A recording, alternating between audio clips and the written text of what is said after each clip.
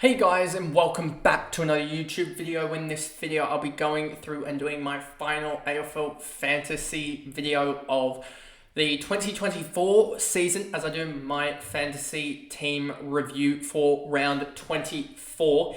In the end, I did score a 24-25 for the round, which was, a 24-24 or 24-25. What was it? I don't know which one it is. They're saying conflicting results.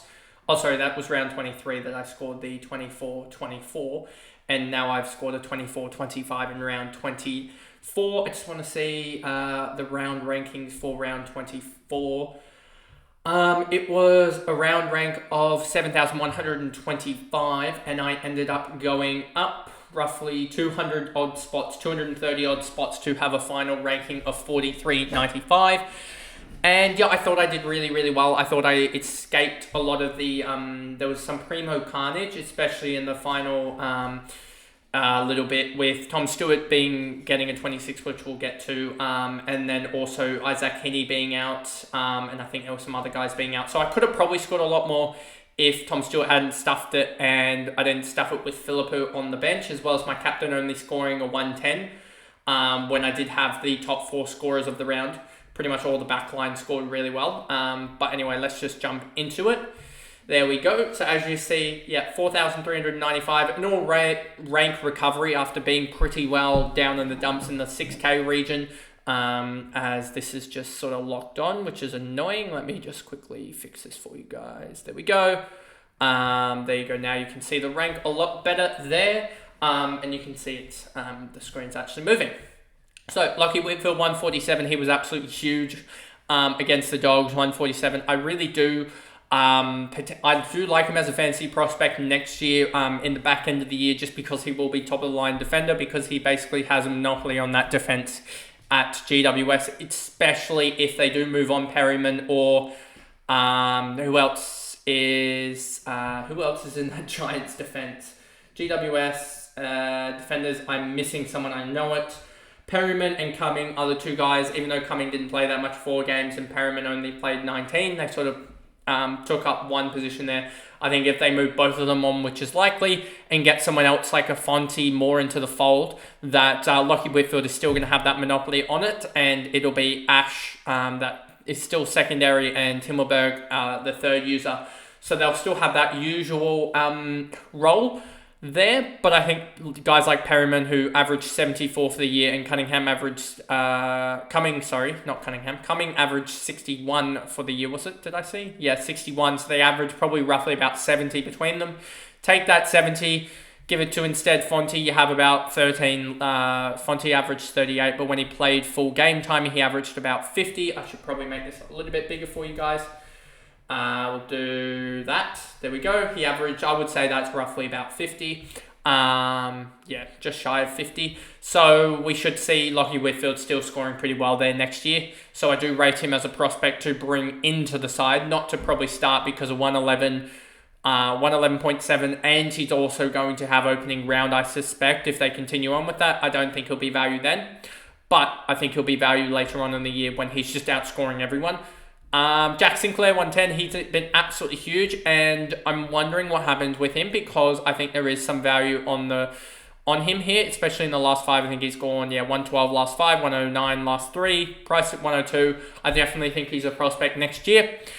Nick Newman, he just seems to pop off late in the year. This was probably my best guided trade that I've ever put out there, saying that Nick Newman is going to absolutely smash it. He went 129 last 3, which is 387, plus the 145 he scored. Divide that by 4. The last 4 games, which I've had him in my side for, he scored 133. That is an absolute smashing, and I was really happy about that trade in, and I think it's probably the best that I've ever called, and was immediately followed up by probably my worst ever one of Tom Stewart. Not Tom Stewart, sorry, James Sicily, which ended up averaging 53 for my side, in and out, straight out. In a better world, I would have traded out Tom Stewart, but Tom Stewart against the Eagles, you would have thought he'd just chump change it up, and he just didn't.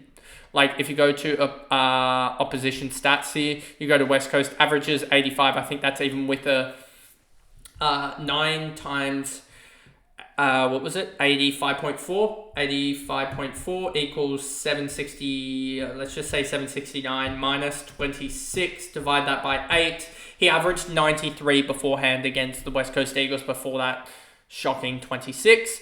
Nick Martin, 120. I think he's still going to be very, very valuable next year because he's going to have defender status. And it'll depend on what they do because, yes, Archie Roberts has come through. But I genuinely think they still need another couple of ball users down back. So I think that they will remain Nick Martin down back unless they were to make a massive move for Dan Houston or something like that. Because they sort of need a ready-made star. I don't think they're going to... I don't think a Toby Travalia will make a huge, huge difference straight away. I think long-term it will. But I think if you want a difference maker now for Essendon, it's go and get Houston out of that mess, out of all that stuff that happened with his bump, etc. You would miss probably 3 games, first 3 games of the year. But I think that's the only way that Martin becomes less valuable than he is at the moment because he would move up to the wing, I think, in that scenario. Nick Dacos will be a full-time mid at 105. I think he's one that if he doesn't have the opening round, which he will because it's Collingwood, he would be really, really valuable. I think it's just a watch at 105 as he's been tagged out of a couple games. St Kilda, I think Sydney didn't really do much in that Sydney game, but he got tagged out of this one. So yeah, just a watch on him. But when he doesn't get tagged, he goes off and yeah, especially when he gets those marks up. Lawson Humphreys, yeah, he just both got injured, which was quite funny in the end. I think Stewart probably would have come back on if it wasn't for them having no point of playing him because they were playing West Coast. Errol Gordon, 94. He just streamlined to 94. Probably isn't going to be much value early on next year because 108 with an opening round potential fixture next year. I just don't think there's value there. Josh Dunkley, 111. 111 really good for the round. 107 average for the year. Just don't think there'll be value to those two. No, 108, 107. So yeah, don't think there'll be value. Bontempelli, 107. I wonder what's going to happen there with him, whether he will be value at 107, because he did have a shocking 53 here, but outside of that 53, did he really have any shockers? I don't think he did. He had a 71 here, a tagged 71, and he went 92 against GWS. So if he plays GWS early, then it's probably a no, but he could be one that bounces back. I'd have to look at him in preseason. But yeah, definitely on the watch list. Zach Butters, 89, ended up at 106.1. Certainly a guy that you could potentially even see more improvement out of, as I've really liked his post-buy run here. Well, aside from that round 14 game, he went 124, 192, 136, 133, 88, 92, 128, 108, 143, 89. So his lowest run in that sort of 10-week patch was an 88, and he had really 1, 2, 3, 4, 5 scores above 123, above 124 plus, which is a huge marker. So yeah, I think he's one that could be very, very valuable. I wouldn't be surprised if that is somewhere around the 115 marker for a 10-game stretch, which is a really, really high value. Given that the midfielders was 110, was Adam Treloar this year as the highest. Tom Green, 94, averaged just shy of 100, so he'll be priced right around this 893k, give or take. He'll be one that probably, because of opening round, doesn't become valuable, but 99.9, that is an interesting one.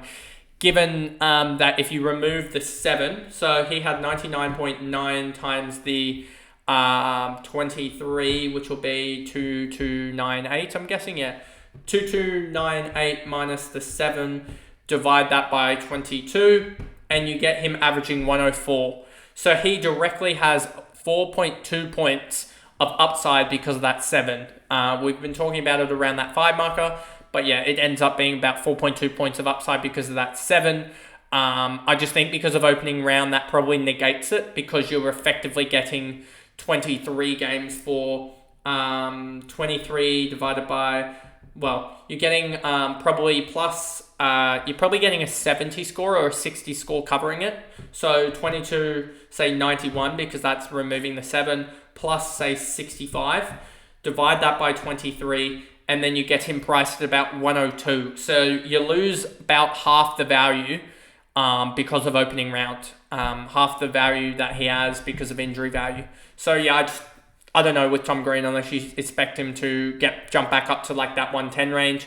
Zach Merritt, he's been ever consistent. I think he's one that I almost want to start, especially if he doesn't have opening round, just because he's super, super consistent. Had one score below. His lowest score was a 64 tagged. And aside from that, it was a 78, which I believe he might have been tagged in, then 87, 89. So he basically had two bad scores across the whole year. The rest were 89s, which 89s aren't even that bad if they're the floor games. And he has a huge ceiling of 149 was his top.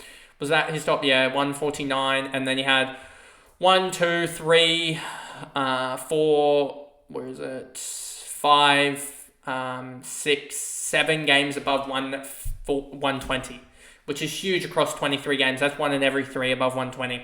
Connor Rozee, another guy that I think will be very, very valuable coming next year, priced at 97. And I think because he's plays for Port, I don't know if they'll get the opening round, because it usually opening round seems to be preserved for those 4 northern states to play at home. So I think he doesn't have to have opening round. Let me just do that.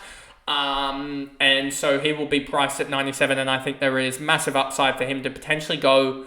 Just look at his last 5 here. If I can actually click on it properly, as my computer just seems to be bugging out a little. 99 last 5, so that's about 2 points of value. And that had 2 pretty poor games in, including a tag game, and I think he might have even got tagged in the last game. But I just think that if you take out the 43, because he was playing forward that game because they were trying to get him back in, plus 51, plus 89, plus did he get injured in the Collingwood game, or do we not include that? So we take that off of the 1941. You get 1758, divide that by 17, and you get him at 103. So I do think that there is upside of there.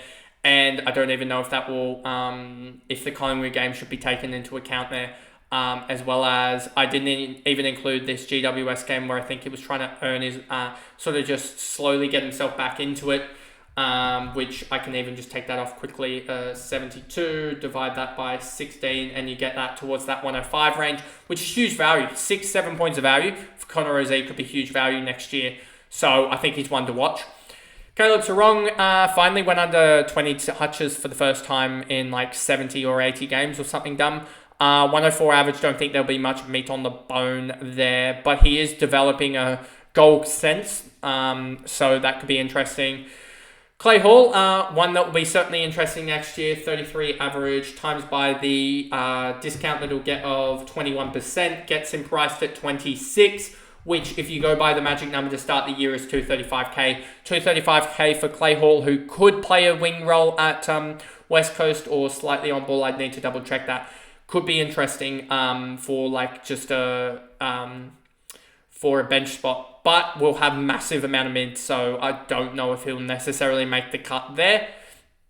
Conrad Williams just came in. Tristan Cherry, Rowan Marshall. This is an interesting one looking at top, because both of them are top 3, and usually what happens year on year is top 3s drop off. Top 3 averaging players from the previous year drop off. I do think that Tristan Cherry is probably the more enticing one, just because I think that his back half of the year was so powerful.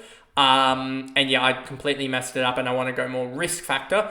But Tristan next year, which is not referencing Tristan Cherry in general next year, but more his starting him this year would have been the more riskier play, which worked out definitely. But yeah, last 5, 141, I just think that he is a 120 potential candidate in the future.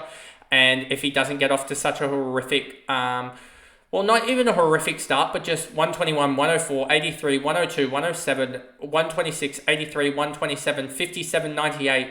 Before the bye, I think he was averaging like 105. Post-bye, I think he was averaging like 120 or something, 121, something like that.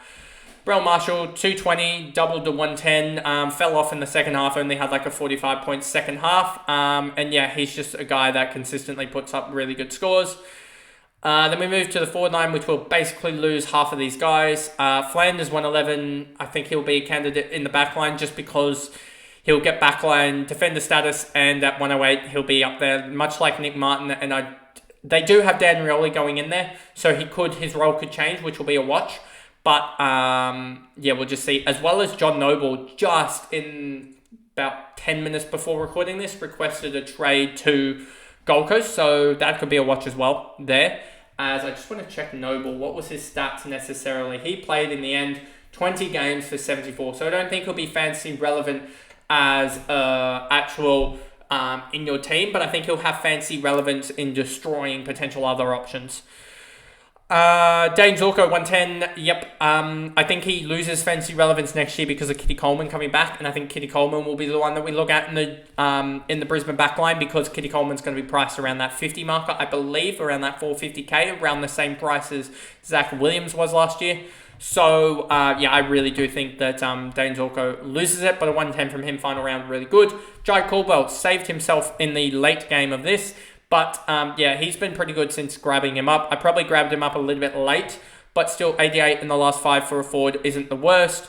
Heaney didn't bother playing because they were resting him for finals, which was the right choice in the end easily, as Sydney have, unknowingly to most people, actually gotten about 6 or 7 players, having almost having a half to 3/4 to a full game of rest in the last 2 to 3 weeks in Grundy, Adams, Heaney, McCartan, Rampy, and some other guys as well, having full rest, as well as the guys coming back from injury in McInerney, Papley, coming back as well. So that'll be huge. They'll have 4 changes in.